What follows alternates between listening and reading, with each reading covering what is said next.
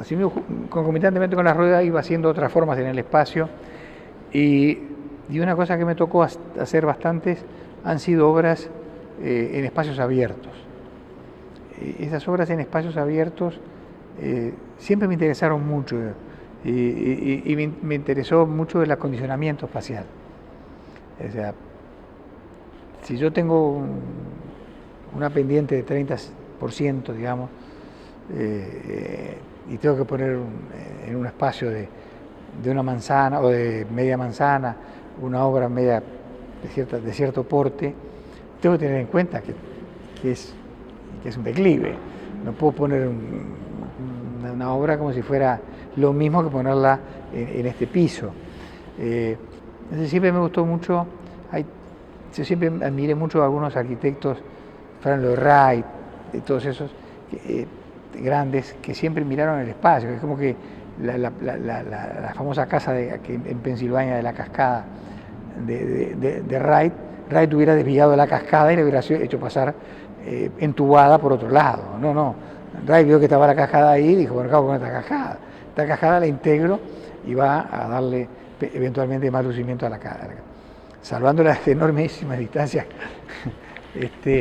siempre me gustó mucho mirar a aquellos que eran mucho mejores que yo y cómo habían respetado el espacio, ¿no es cierto? Cómo habían respetado el espacio. Hay obras, por ejemplo, como la de Yepes, ahí en Punta Gorda, que es preciosa, que también él se preocupó mucho, esa llegué a ver cómo se preocupaba, y en general la preocupación por la ubicación de la obra en el espacio. Una que tengo en Colonia, me encomiendan hacer una obra en Colonia, en el Bastión del Carmen. Un arquitecto llamado Odriozola había hecho todo lo que eran los barrios bajos de Colonia, lo había transformado en una maravilla. Y cuando hizo el Bastión del Carmen, le quedaba todo un espacio verde que terminaba en el mar. Entonces me piden que haga una obra por ahí. Y la verdad que me preocupé mucho porque digo, bueno, ¿cómo esto está abierto y está como desairado abierto? Cosa que me había también confiado Odriozola, que era un hombre fantástico, arquitecto. Y entonces, digo, esto lo tengo que cerrar de alguna forma, pero sin cerrarlo, como demarcarlo, que termina acá el espacio, pero no contando más allá de lo que debería contar. Y ahí, la verdad que ahí en el consciente tuve la influencia de Venecia, de la Serenísima República de Venecia. Todas las plazas de la Serenísima República de Venecia, los venecianos eran 3 lados, cerraban 3 lados, el cuarto lado no lo cerraban. Se ve muy bien en la piazzetta que se llama, donde está el Palazzo Ducale, en Venecia. Ahí, en vez de ser césped como era acá, es piedra y terminaba en el mar. Entonces ellos ponían 2 columnas, una con el león de San Marcos, que era, digamos, el símbolo de la Serenísima, y otra de la ciudad. Pero si uno va a Vicenza, en Vicenza, que también era de la Serenísima, lo mismo. Si uno va a Padua, también. Yo siempre estuve pensando por qué ellos hacían esto, hasta que después, discutiendo con algunos profesores de arte y de arquitectura de Venecia, me contaban, los antiguos venecianos cerraban, pero no cerraban. Cerraban visualmente, ahí terminaba la cosa, pero se veía el mar atrás, se veían las góndolas atrás, o se veía el espacio que continuara. Y ahí, recordando ese tipo de estrategia que ellos siguieron, que me pareció muy inteligente, hice una espiral que es la función de la espiral logarítmica, siguiendo la serie de Fibonacci, que es el precursor, como tú sabes muy bien, de la sección áurea, y que me permitía mirar que me permitía cerrar el espacio, pero sin poner allí algo que fuera una cosa que no permitiera ver el resto del paisaje. Y por eso se llama la gran función. Mucha gente me ha dicho si se llama la gran función porque ahí hay un teatro, en esa parte, y creen que es la gran función por el teatro. No, se llama la gran función porque es la función de la espiral logarítmica, que en matemáticas, para muchos, pasa por ser la función más bella que tenemos en matemáticas. Y la obra, entonces, en madera, hice la función de espiral logarítmica. Cuando la vio Odriozola, que era para mí el testeo más importante, porque además él había dejado su vida en la reconstrucción de Colonia, y yo estaba interfiriendo en alguna forma, él con gusto que yo interfiriera, pero a ver qué salía de ahí, quedó encantado, me dijo. No podía cerrarla yo de ninguna forma, no podía cerrarla con mampostería, no podía cerrarla. Y la cerraste divino, está precioso, quedó muy contento, lo cual fue para mí una gran satisfacción haber podido contribuir con Odriozola muy humildemente con esa obra mía que está en el Bastión del Carmen, que se inspiró en cuanto a la estrategia de cierre del espacio en lo que hacían los venecianos, ¿no? Yo ya había hecho unas cuantas muestras aquí, y me acuerdo que don Alfredo Testoni, que era un gran maestro y a quien yo quería mucho, me decía: vos sabés que tus obras las veo cada vez más de bienal. Yo no sabía a qué se refería, la verdad. Pasa el tiempo y yo hago una muestra con Jorge Castillo, que tenía una galería, la Galería Sur, allá en Punta del Este, preciosa galería tenía, en la calle de las Palmeras, y de vuelta algunos mencionaban, pero esto es una obra de bienal, qué sé yo.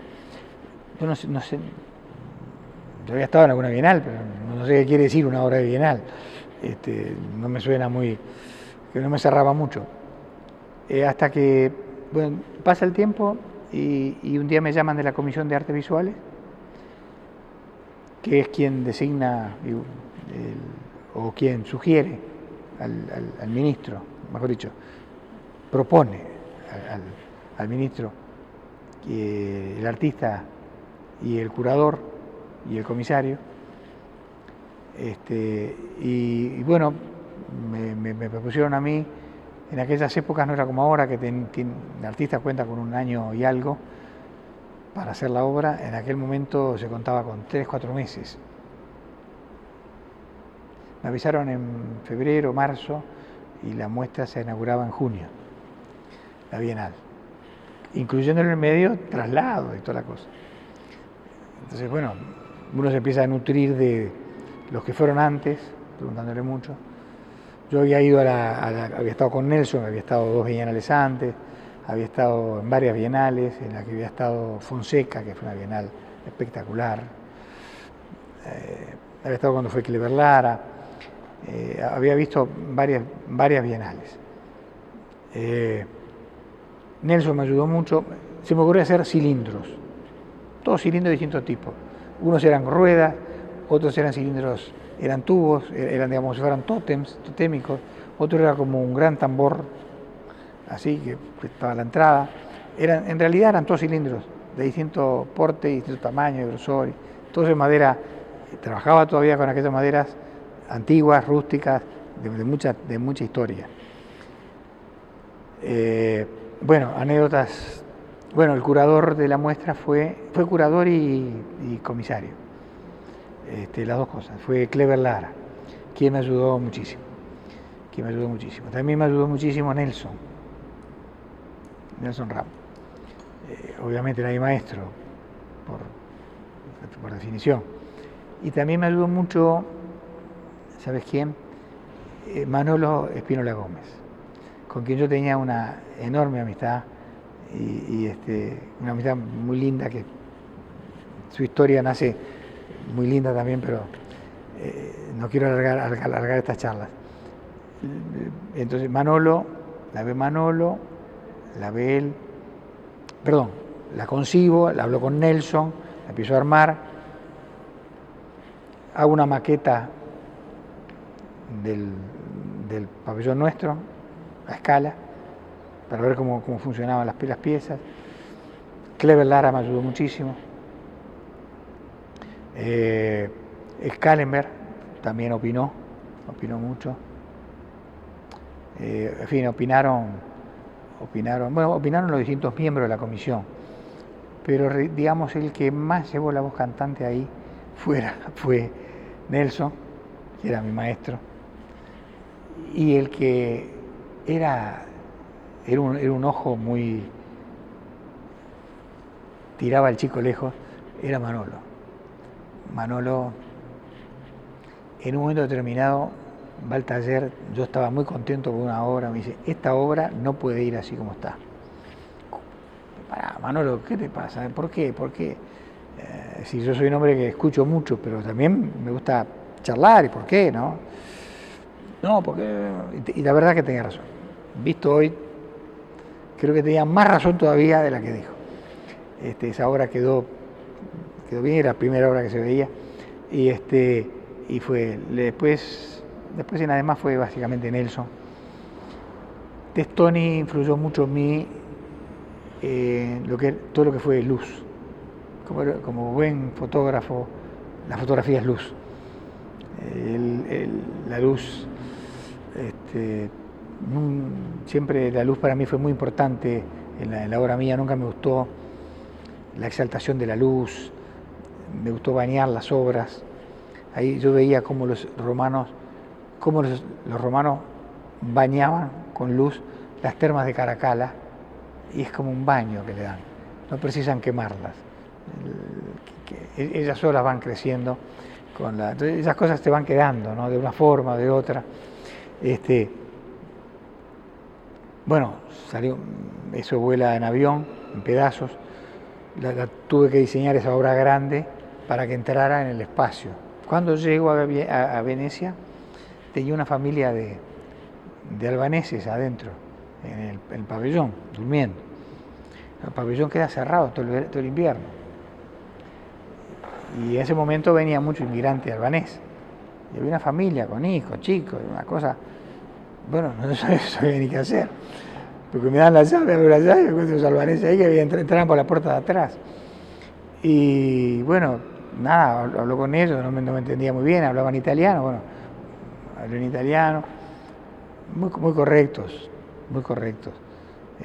Y yo no podía sacar, no sabía qué hacer. Mientras tanto la obra estaba por llegar. Y había que limpiar, pintar, había que hacer todo. Aquello estaba hecho y al final, bueno, hablé con la gente de la Bienal, le comenté, y la gente de la Bienal le habló, bueno, se acomodaron a los albaneses, digamos, muy correctamente en otro lugar. Me quedó libre el pabellón, y ahí entramos las obras, y bueno, eran épocas que no, ¿cómo te podía decir? Nada, tuve que llamar a la gente de otros pabellones para que me ayudaran a empujar, no había mucho dinero, había una obra que pesaba, esta grande que te digo, que la que Spínola insistió que fuera de otra forma, mejor dicho, más que insistió, que insinuara, que fuera más rudo, más tajante,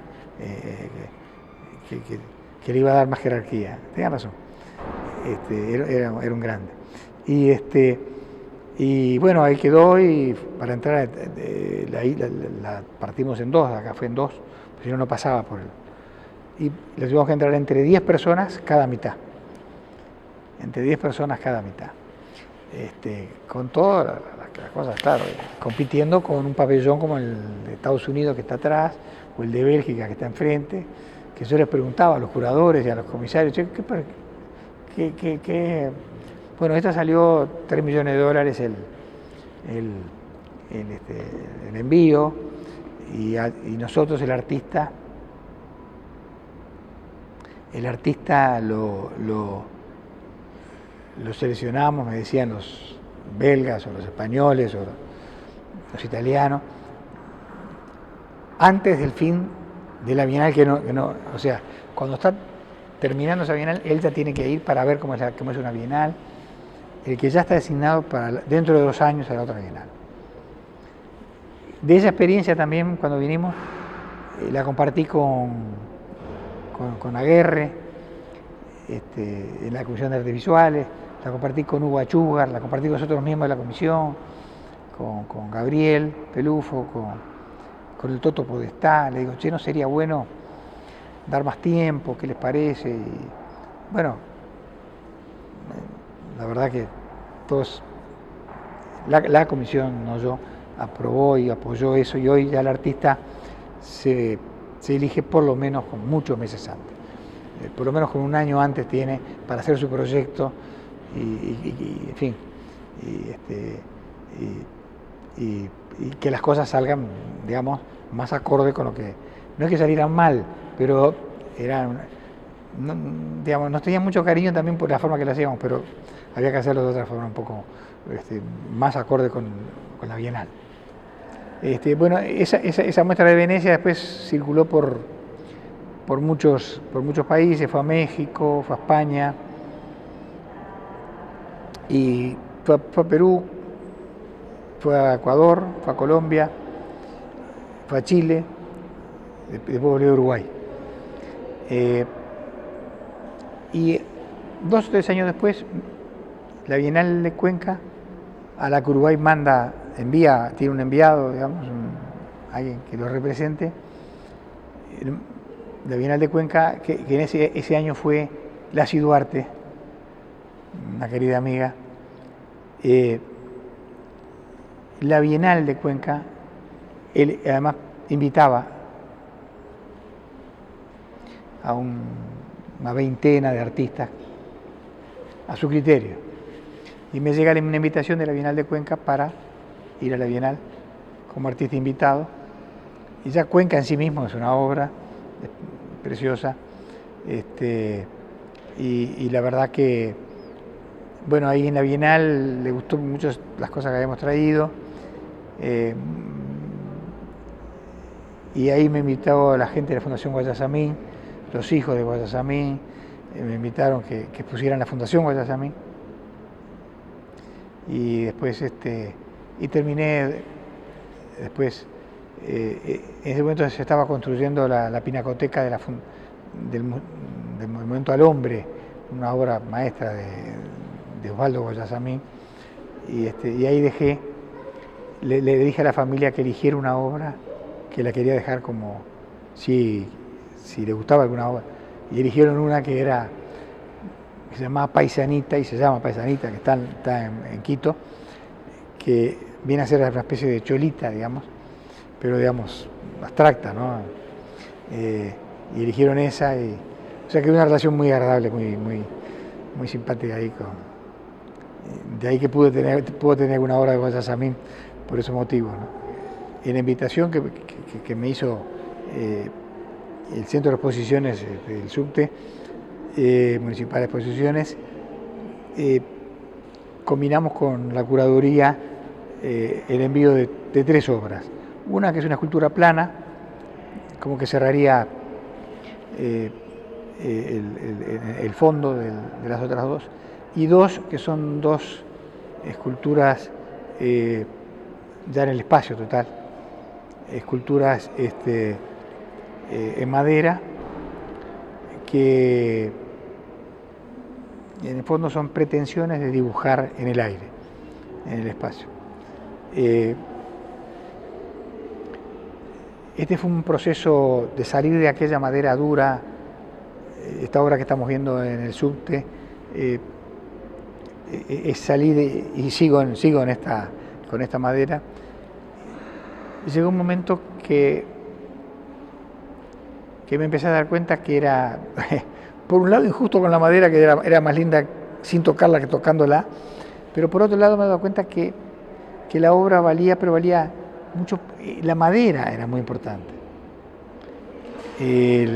La madera me pareció que la mayor parte que las veo, y las sigo viendo, que solamente son, en términos de Duchamp, los J'ai trouvé, Y a lo sumo un gesto del artista, como parecido, estuve acá, pero dejara que ella sola es una obra por sí misma.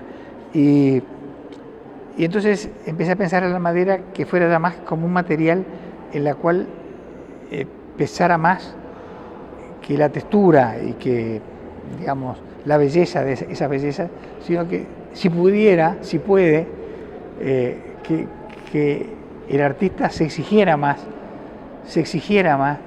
y no se pusiera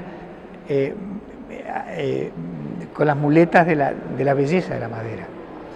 Entonces, como que la madera desnuda, una obra más despojada, una obra en la cual, si vale la obra, acompaña la madera, pero acompañando, como podría acompañar el grafito un dibujo, pero el dibujo vale por el dibujo, si vale. Bueno, fue todo un proceso de años, me llevó por lo menos 3 años. Me acuerdo que cuando hice la muestra en el Museo Nacional de Artes Visuales, que fueron 5 obras nomás, ya 2 de esas obras ya pertenecían a esta nueva, fue como una bisagra.